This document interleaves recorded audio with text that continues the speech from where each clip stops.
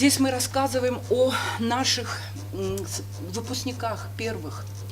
Здесь вы видите людей, которые, в общем, погибли в первые же годы войны. Фотографии, письма, личные дела фронтовых медиков, бесценные архивы Второй мировой войны. Сегодня эти материалы – всеобщее достояние республики и всей России. Во Владикавказе в Музее здравоохранения Северной Осетии открылась экспозиция, которую собирали по крупицам в течение 3 лет. Первыми познакомиться с историческими документами удалось студентам лечебного и стоматологического факультетов медицинской академии. За всю войну около 300 человек, около 300 врачей наш институт выпустил. А еще каких? Потому что госпитали все, начиная с 1941 года, на второй день войны, уже были развернуты у нас на территории республики. В годы войны в Северной Осетии были развернуты порядка 60 госпиталей. Наши хирурги провели более 6 тысяч сложнейших операций. Для размещения раненых не хватало помещений, ощущалась острая нехватка в медикаментах. Но врачи делали все возможное во имя победы. Через госпитали республики прошли около 60 тысяч солдат. Большая часть вновь вернулась на фронт. Смертность в Осетии была самая низкая по стране. Военное время предъявляет высочайшие требования к медицинским работникам. В 1943 году наш мединститут подготовил первый ускоренный выпуск врачей. 78 человек ушли на фронт.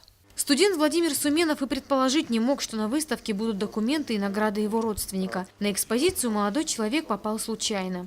Вот брат моего дедушки, хирург Суменов Николай Васильевич. Из семьи Суменовых на фронт ушли 6 человек. 2 из них, Николай и Елена, военные хирурги.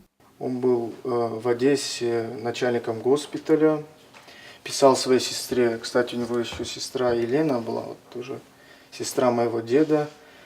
Она тоже была военным хирургом, спасла тоже сотни жизней. И он писал ей с Одессы, он очень хотел, чтобы она смогла работать рядом с ним, потому что он очень волновался за нее.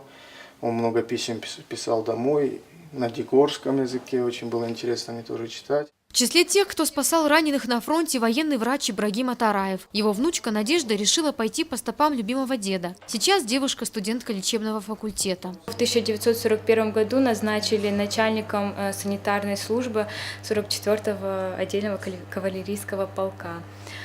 Ну и он с этим подразделением участвовал в битве в Вене, в Румынии, в Болгарии. Труд медицинских работников Северной Осетии в годы войны был высоко оценен. 18 человек награждены медалью за трудовое отличие, 242 за оборону Кавказа, 96 медиков удостоены грамот Президиума Верховного Совета. Свидетельства о подвигах врачей хранятся в фондах Республиканского музея истории здравоохранения. А нам, живущим, остается помнить о них. Залина Губурова, Михаил Безуглов, Осетия ТВ.